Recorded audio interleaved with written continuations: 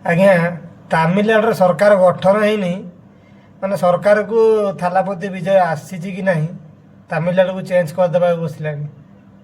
200 unit electric bill ଛାଡ଼, ମହିଳାମାନଙ୍କୁ ପ୍ରତ୍ୟେକ ମାସ 2500 ଟଙ୍କା ଲେଖା ଦେବ ବୋଲି ଘୋଷଣା କରିଦେଇ ସାରିଲାଣି।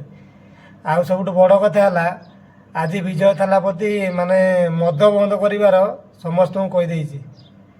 ଅଲରେଡ଼ି ମାନେ ମଦ ପୁରା ବନ୍ଦ ତାମିଲନାଡୁରେ, କିନ୍ତୁ ଆମ ଓଡ଼ିଶାରେ ସରକାର ମଦ ଘରେ ଘରେ ମାନେ କେମିତି ପହଞ୍ଚିବ, ଘରେ ଘରେ ମଦ କେମିତି ଲୋକମାନେ ପିଇବେ, ମଦ ପିଇ କେମିତି ଆତଙ୍କ କରିବେ, ଆମ ଓଡ଼ିଶାରେ କିନ୍ତୁ ସରକାର ଏଇଟା ବାବଦରେ କିନ୍ତୁ ବହୁତ ଭଲ ଜାଣିଛନ୍ତି।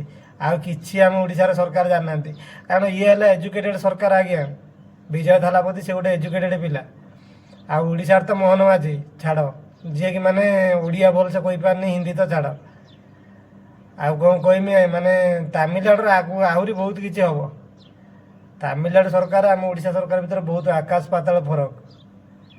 ଯେଉଁମାନେ ତାମିଲନାଡୁରେ ଅଛନ୍ତି ନିହାତି କମେଣ୍ଟ କରି କହିବେ ତାମିଲନାଡୁର ସିଏମ୍ ଭଲ ନା ଆମ ଓଡ଼ିଶାର ସିଏମ୍ ଭଲ। ରହିଲି, ଜୟ ଜଗନ୍ନାଥ।